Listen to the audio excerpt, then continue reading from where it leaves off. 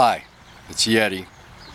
Yeah, you have to forgive the way I'm dressed. I'm taking a break from doing some yard work because that's what we retired folk do. We work our asses off all the time. But I had to take a little bit of time to do a quick AAR after yesterday's game. It's Monday for me, so the game between Buffalo and Miami happened yesterday.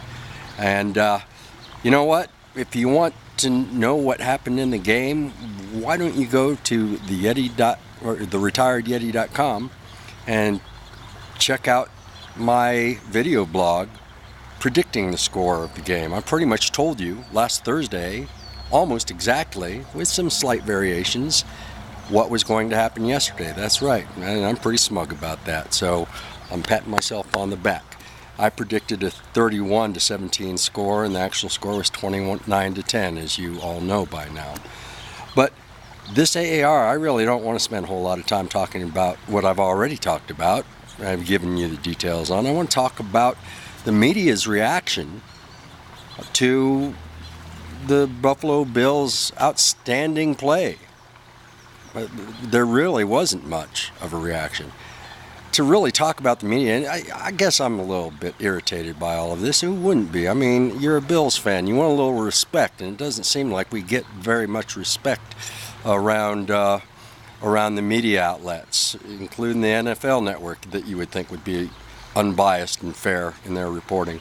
But I go all the way back to the Chicago game. Prior to the Chicago game, who could blame anybody for saying, well, the Bills' offense is not going to be able to penetrate that dynamic Bears defense, and Buffalo's defense is not going to be capable of holding off Jay Cutler and that dynamic offense of theirs. So when we beat them in overtime, 23-20, on their home turf, what did we hear? What was the media's response to that? Well, they said, I guess that the Bears weren't as good of a team as we thought they were. There was no comments like, well, that Buffalo team, hey, they stepped up, they did good job, they're a better team than we thought they were. No, it was Chicago sucks. All right, I get it. It's only week one. I mean, what are you going to do? You aren't going to hand the keys to the entire NFL league city over to the Buffalo Bills because they beat the Chicago Bears. No, you aren't going to do that. I get it. Okay, fine. But here we go. The home opener at Ralph Wilson Stadium is coming up, and of course all of the media, NFL experts are giving their predictions on the games, and unanimously, in most of the places that I looked at, everyone chose the Dolphins to walk into Buffalo and to beat their butts. That's what they thought, unanimous. Well, and what did they say? Well, the Bills, they don't have the offense, they don't have the quarterback, they don't have the defense to be able to hold off the Miami attack, and it'll be a close one, but the Bills are going to lose against the Dolphins. Got it. I understand, to a point, except you don't seem to really understand the psychology of the game, the team psychology of the game. So you aren't really giving that home field advantage its proper due. And it bit you in the butt because the Dolphins came in, and guess what happened? The Buffalo Bills beat them by better than 2 touchdowns. That's right, 29-10 is 19 points. That's better than 2 touchdowns and a field goal, by God. The Bills bopped the Dolphins right upside the head. And you would think that all of these NFL expert analysts would be saying to themselves, wow, I set myself up for that one. That's 2 weeks in a row now that I got egg on my face. And so when I was looking through the NFL.com and CBSSports.com and NBCSports.com and all around the different media outlets to see whether or not Buffalo had finally gained the respect that it had obviously earned, what did I find? Not a peep. Oh, I did see one article, the 40 or 41 things that we learned from this weekend's games, and they did mention the Bills and the Dolphins. But it was woe is me for the Miami Dolphins. That's what 3 paragraphs or 2 paragraphs were all about. Woe is me. Poor Miami Dolphins went to Buffalo and got beat. And they did make one comment about the Buffalo Bills, and I probably shouldn't let this get under my skin, but you know what? I can't help it.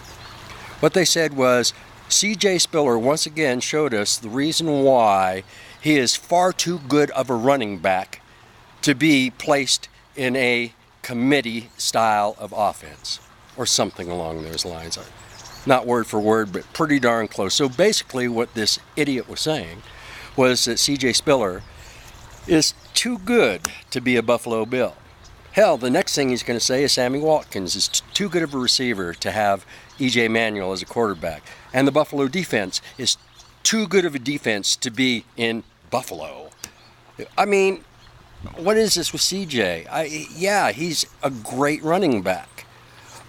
But nobody said that about Fred Jackson when he actually ran that 38-40 yards in order to set us up for the winning field goal in overtime.